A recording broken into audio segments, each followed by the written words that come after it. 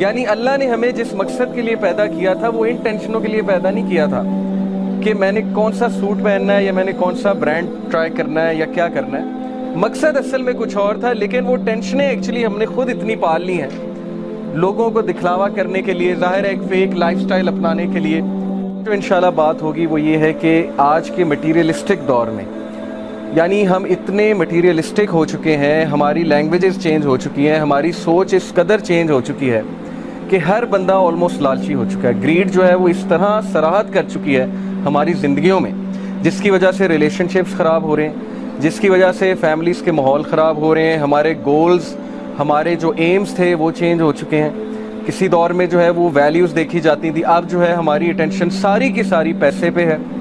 और सारी, जैसे कि विल ड्यूरेंट ने कहा ना कि किसी दौर में लोग टेंपल में बैंक्स बनाते थे। विल ड्यूरेंट एक बहुत बड़ा फ़िलासफ़र गुजरा है अमेरिका में, अभी भी है, ज़िंदा है, तो उसने काफ़ी किताबें लिखी हैं और है तो वो क्रिश्चियन, लेकिन वो स्पिरिचुअलिटी का बहुत कायल है, रूहानियत का बहुत कायल है। तो वो ये कहता है कि किसी दौर में टेंपल में बैंक्स होते थे और अब बैंक्स में टेंपल हैं, यानी बैंक हमारा टेंपल बन चुका है। बैंक्स को हम वर्शिप करते हैं, हम बैंक्स के पुजारी बन चुके हैं। बेसिकली वो कैपिटलिज्म के सिस्टम को समझा रहा था कि कंज्यूमरिज्म और कैपिटलिज्म की वजह से हर बंदा इस वक्त गुलाम हो चुका है, किसका?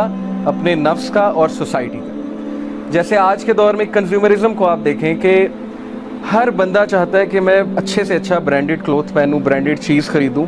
इसमें हर्ज तो कोई नहीं है, अगर आपके पास अच्छे पैसे हैं, आप ब्रांड पहनना चाहते हैं, वो क्वालिटी है। लेकिन जब वो गोल बन जाए और वो फिर कुछ इस तरह से गोल बन जाए कि तब तक तस्कीन ना मिले जब तक ब्रांडेड चीज़ नहीं ले ली, या जब तक शॉपिंग नहीं कर ली, या जब तक शॉपिंग मॉल्स में नहीं चले गए, तो फिर इसका मतलब है कि उस चीज़ ने हमें जकड़ लिया, एक्चुअली वो हम पे हावी हो गई है बजाय कि हम उस पर हावी हों। तो ये सारे लाइफस्टाइल की वजह से, जो मैंने आपको एक ओवरव्यू दिया, कंज्यूमरिज्म, कैपिटलिज्म, फिर गैजेट्स का जो आजकल दौर चल रहा है वो आपके सामने है।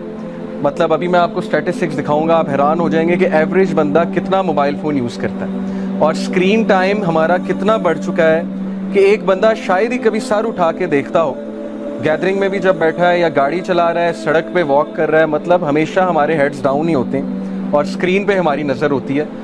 तो जो एवरेज स्क्रीन टाइम है एक बंदे का अमेरिका में, वो 4 से 5 घंटे है, ये एवरेज है। कुछ लोग का 10 घंटे भी हो सकता है। तो जाहिर है कि उस स्क्रीन टाइम का अलग स्ट्रेस है। अब हर बंदा कनेक्टेड है।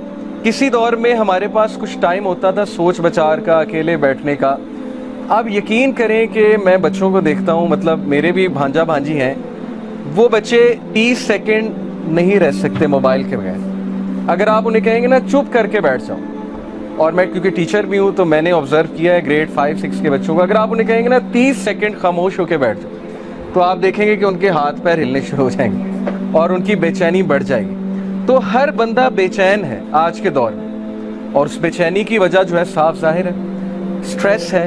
किस चीज़ का स्ट्रेस है? हर बंदा कनेक्टेड है, नोटिफिकेशंस आती हैं, व्हाट्सएप पे कनेक्टेड है, फेसबुक पे कनेक्टेड है, दूसरों की लाइव्स अब हमारे लिए जाहिर है एक डिस्कशन पॉइंट बन चुकी हैं। अब सोशल मीडिया ने हर बंदे को ये सिखा दिया है कि you have a voice, you have an opinion, और तुम्हारे पास चांस है अपनी लाइफ दिखाने का। तो इंस्टाग्राम हो गया, फेसबुक हो गया, यूट्यूब हो गया, ये सारी चीज़ें स्ट्रेस कॉजिंग है अगर ये हम पे हावी हो जाए, अगर कह रहा हूँ। अदरवाइज इनका अच्छा यूज़ भी हो सकता है और अच्छा यूज़ करना चाहिए। ओके, तो ये सारी चीज़ें कैसे मैनेज करनी है, वापस फितरत की तरफ कैसे आना है, ये हमारे हलका के टॉपिक्स होंगे, बैक टू फितरा। और इस वक्त हम फितरत से हट चुके हैं, और फितरत से जब भी हम हटेंगे तो हमारी लाइफ में डिस्टर्बेंस आएगी। जैसे एक मशीन है, जब वो उसके मैनुअल के मुताबिक काम नहीं करेगी तो फिर क्या होगा कि उस मशीन में ख़राबी पैदा होगी। और अल्लाह ताला ने हमें फितरत पे कैसे पैदा किया? अल्लाह ताला कहते हैं कि लक़द ख़लक़नल इंसाना फ़ी कबद, बेशक मैंने इंसान को स्ट्रगल में, टॉयल में पैदा किया। इंसान है तहरीकी। जिस इंसान में तहरीक मर जाए, जिस इंसान में एम्बिशन मर जाए, तो फिर सोचें कि वो फितरत से हट गया। हमारे फादर में तहरीक थी, हज़रत आदम अलैहिस्सलाम, जिससे हम पैदा हुए हैं, हज़रत आदम अलैहिस्सलाम। तो हमें अल्लाह ने तहरीक में पैदा किया, रेवोल्यूशन में पैदा किया है। जो बंदा अगर ये नहीं सोचता कि मेरा आने वाला कल पिछले वाले से बेहतर होना चाहिए, तो इसका मतलब है कि उसका वो असल टैलेंट, पोटेंशियल दब चुका है। और वो किस लिए दब चुका है? क्योंकि उसका माइंड कहीं और बिजी है।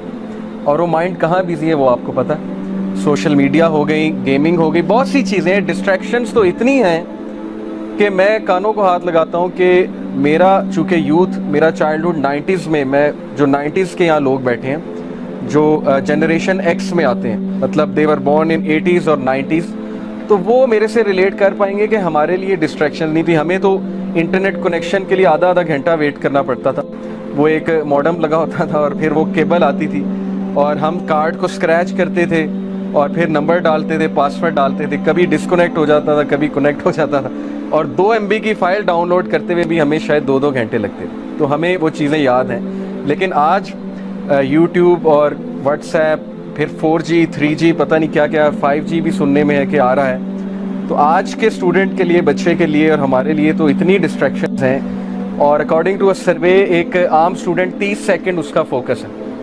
अभी अगर आप मेरी बात सुन रहे हैं, हो सकता है आप में से बहुत से लोग का फोकस ही आउट हो गया, वो कहीं और पहुंचे हों, क्रिकेट ग्राउंड में पहुंचे हों, या कोई टेंशनें चल रही हो, या कुछ और चल रहा हो माइंड में। तो फोकस आउट होने की वजह भी ये है कि जाहिर है कि जब ब्रेन थक जाता है, चीज़ें बहुत होती हैं ब्रेन के सोचने के लिए, तो जाहिर है कि हमारे फोकस पे फ़र्क पड़ता है, और फोकस से फ़र्क पड़ने से स्टडी पे फ़र्क पड़ता है। अब आजकल बच्चों की स्टडी भी कितनी इफ़ेक्ट हो रही है, क्योंकि एक तरफ व्हाट्सएप होता है, एक तरफ बुक खुली होती है, 5 मिनट पढ़ के फिर आधा घंटा व्हाट्सएप यूज़ होता है, हालांकि वाइस वर्सा होना चाहिए। तो हर चीज़ इफ़ेक्ट हो रही है। इन शॉर्ट, हमारी लाइफ में इस वक्त केओस चल रहा है। तो वो बातें, ये सारी बातें मैं आपसे करूँगा बारी बारी कि इस केओस को हमने हल कैसे करना है इंशाल्लाह। ओके, जैसा कि मैंने जितनी बातें की, वो ये पहली स्लाइड अगर आप देख रहे हैं, आई थिंक यस। तो अगर मैं आपसे ये कहूँ सबसे कि इस वक्त हमें हर बंदा उन चीज़ों का बोझ उठाए हुए है जो चीज़ें हमारा बोझ नहीं थी। यानी अल्लाह ने हमें जिस मकसद के लिए पैदा किया था, वो इन टेंशनों के लिए पैदा नहीं किया था कि मैंने कौन सा सूट पहनना है या मैंने कौन सा ब्रांड ट्राई करना है या क्या करना है।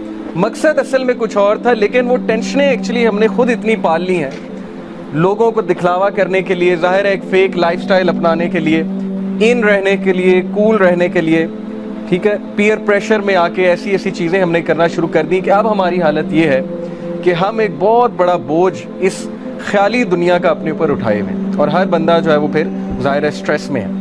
ये कुछ स्ट्रेसेस मैंने आपको दिखाए हैं कि टाइम मैनेजमेंट के हवाले से, फिर बहुत सी वरीज़ हैं, ऐसी वरीज़ जो हमारा मतलब काम ही नहीं था वो वरीज़ लेने का, लेकिन समहाउ वो वरीज़ आ चुकी हैं। जैसे अगर मैं यूथ की बात करूं तो वो वरीज़ पालनी हैं, मतलब यूनिवर्सिटी में जो रिलेशनशिप्स हैं, हराम रिलेशनशिप्स की बात कर रहा हूँ, वो वरीज़ हमारी पालने वाली थी ही नहीं। लेकिन आज उन चीज़ों ने हमें इतना जकड़ लिया है कि एक स्टूडेंट इतना परेशान है। और जैसे अमेरिका में एक स्टैटिस्टिक है कि इससे पहले कि किसी की शादी हो तो 7 बॉयफ्रेंड्स या 7 गर्लफ्रेंड्स तो उसकी होती हैं, इससे पहले कि उसकी एक्चुअल में शादी हो। ठीक है, तो अक्सर मैं ये यूथ को मजाक में कहता भी हूँ कि पाकिस्तान में आप जो मर्ज़ी कर लें, शादी खाला की बेटी या फुप्पो की बेटी से होनी है, यानी जो यहाँ पे ट्रेंड है।